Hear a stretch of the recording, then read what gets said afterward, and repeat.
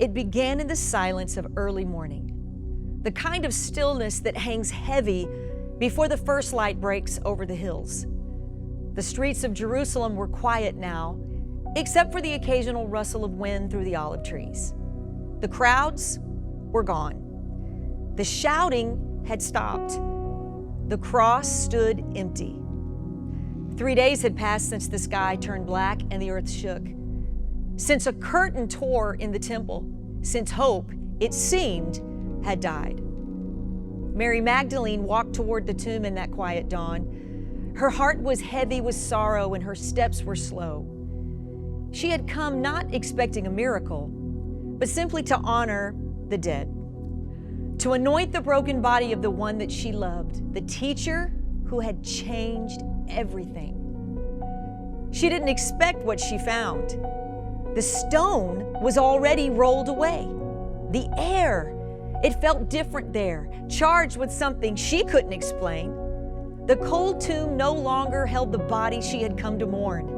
And then in a moment that would echo through eternity, she heard a voice, not just any voice, his voice, Mary! And suddenly, the grave was no longer a place of endings. It was the beginning. This is the moment we gather to remember, not just as a story from the past, but as a living truth that changes everything now. Because Easter isn't simply about an empty tomb, it's about a full heart. A heart filled with hope and with grace and with the impossible made possible. Death was defeated in the quiet of that garden. The world didn't know it yet. Rome still ruled. The disciples were still hiding. But in heaven, there was a roar of victory because Jesus didn't just rise, He walked out, not as a ghost or as a memory, but alive, breathing, redeeming, resurrecting. This isn't just His story, it's ours. Because we've all had tombs we've stood before, seasons of grief, moments of darkness, nights where hope felt dead and buried. But Easter whispers something holy into these spaces. The stone is already rolled away. You don't have to roll it yourself. You don't have to earn resurrection. You don't have to climb your way out.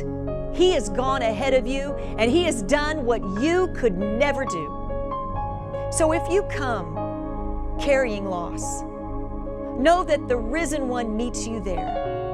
If your heart feels cold like the tomb, He breathes life again. And if you wonder whether light could ever touch your story, remember, the first Easter began in the dark and it ends in glory. So we celebrate today, not just with hallelujahs and songs, but with the quiet confidence of people who know how this story ends, not in death, but in life, not in despair, but in hope. The tomb is still empty, and because He lives, so can we.